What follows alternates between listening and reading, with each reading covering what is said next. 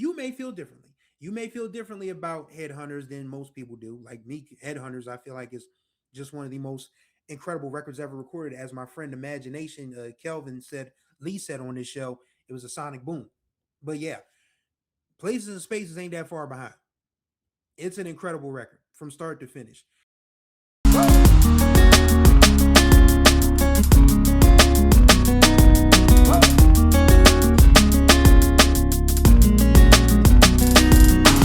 What's going on, everybody? Welcome to day number 30. We made it all the way through.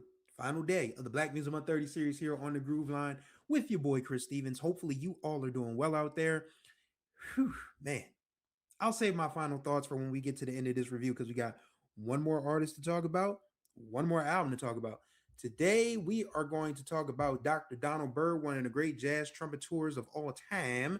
And we're going to talk about one of the greatest jazz funk albums of all time. 1975 Places and Spaces on Blue Note Records, um, released in the second half of 1975, did most of its good work on the R&B and jazz charts in the first half of 1976. So this was another pairing with Donald Byrd and Fonce and Larry Mizell, two of the most unsung producers of the decade. If we're talking about the 70s, I mean, when you look at the 70s, you had Quincy, you had you know Leon Ware, you had so many others, so many great producers in that era. Because I mean, a lot of groups were self-contained, but a lot of people, a lot of producers made some money. Like Isaac Hayes and David Porter and those types of folks. But Larry and Fonce Mizell did some wonderful work. They worked on Motown. Then they branched out and do jazz fusion stuff. They did my favorite Bobby Humphrey song, Uno Está. So they've been everywhere. And them hopping on, with Donald Byrd and collaborating with him made for some really fun music. Like for crying out loud, we got to start with Falling Like Dominoes, because Harvey Mason on them drums, beast mode. Chuck Rainey on the bass, incredible. Larry playing the piano. A pretty baby, dry your eyes, don't you know it can't be that bad? How it hurts me, baby, baby, see you sitting there so sad. Mm-mm-mm-mm. Like, I mean, everything about that record, you can tell why and how rappers and hip hop artists and DJs and producers of the late 80s and early 90s picked up on that record, because Falling Like Dominoes was at least 10 years ahead of its time in terms of just, the instrumentation, the way it just hits you in the chest, the way hip hop and rap would eventually do a few years later. And of course, the title track, So Dreamy, and it's talking about the places and spaces, people go.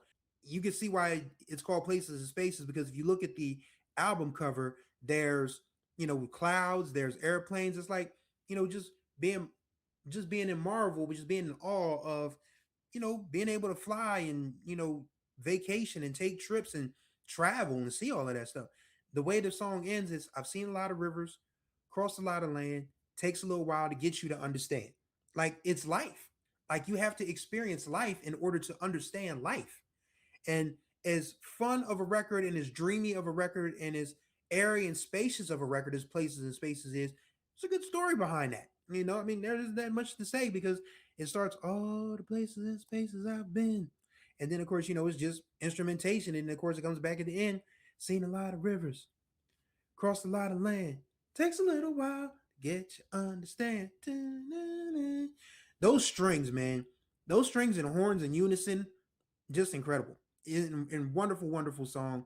And just, it's up there. I don't know where you would rank it as far as 70s jazz, funk, jazz fusion songs, but it's got to be in the top 10 somewhere. Like Places and Spaces of All Like Dominoes are probably fighting for space in that top 10, because this album as a whole was incredible. Even got a disco record on this song, Change, Makes You Want to Hustle. You've got, Night Whistler with James Carter. You've got a cover of The Temptations, Just My Imagination.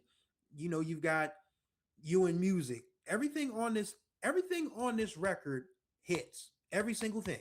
I can't leave out Wind Parade either. Every song on this album. This is a no skips. This is what the kids call no skips. 10 of 10, no skips. Well, it's 7 of 7 because it's only 7 songs, but 7 of 7, no skips. If you are looking to get into jazz funk and jazz fusion, this is one that you can really sink your teeth into and enjoy. My personal recommendation is always going to be Headhunters by Herbie Hancock because that's the one that got me started. But you may feel differently. You may feel differently about Headhunters than most people do. Like me, Headhunters, I feel like is just one of the most incredible records ever recorded. As my friend Imagination Kelvin said, Lee said on this show, it was a sonic boom.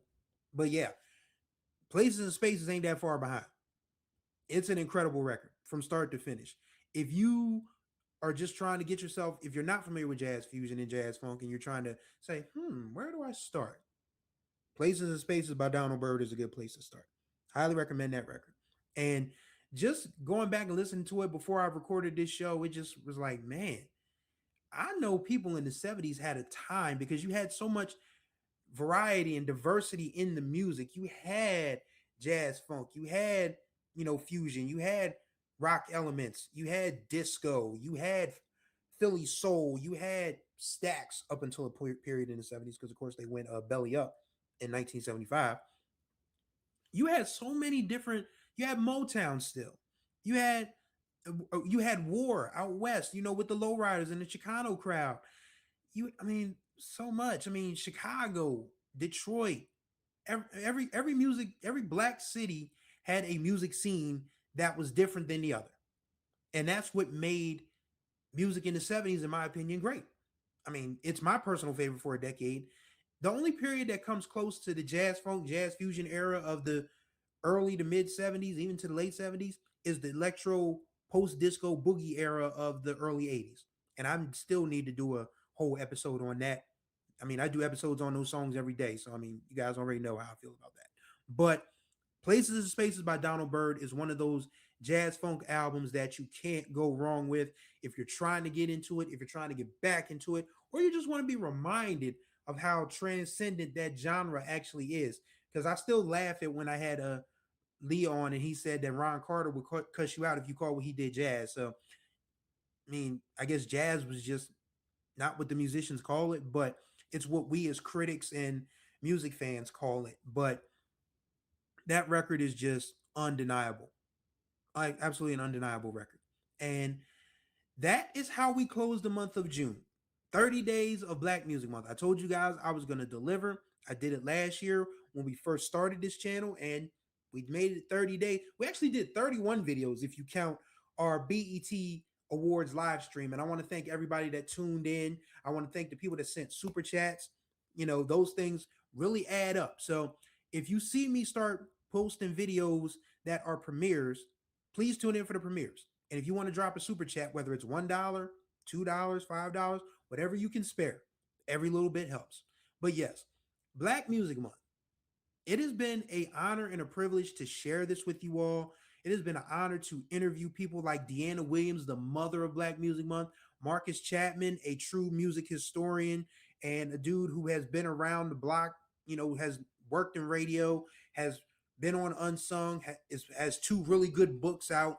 We had Damon Williams, the chair of the R&B Foundation. He dropped a lot of gems on us. It's been a wonderful month, man. It has been a wonderful month. And Black music and Black music acknowledgement does not stop with June, which is why this channel exists. So don't think that just because I did 30 episodes in 30 days, well, 31 technically, 31 episodes in 30 days, that this is the end of the line. It's not. I'm going to take a little break, though. I am going to probably do maybe one more episode this week, maybe. But if not, you guys will catch me back here again on Monday, what is Monday? July 6th. Yeah, you'll catch me back here Monday, July 6th. I had to remind myself of that. Yeah, so Monday, July 6th, we will be back with more music, more discussions. Hopefully, I can get back to pitching more guests to be on here. We'll have more guests, and we're going to have a grand old time discussing all the wonderful things that Black music in general has given the world. And again, I thank you guys so very much for tuning in. It's been an honor, it's been a privilege, and it will continue to be an honor and a privilege because we're just getting started around here. So that's going to do it for the Black Music Month 30 series here on the Groove Line. Greatly appreciate you wonderful people for being with me for all 30 days. As always, contact information will be in the description below. Don't forget to subscribe, tap that notification bell so you can be notified of all the new videos that drop on this channel. And don't forget to like and comment on these videos because as you know by now, your boy talks back in the comments. So thank you guys for riding with me on the Groove Line. And until the next time we ride, which may be this week or it'll probably be next week. But yes, thank you all for joining me for Black Music Month. Till the next time we ride, may you find the groove or may the groove find you.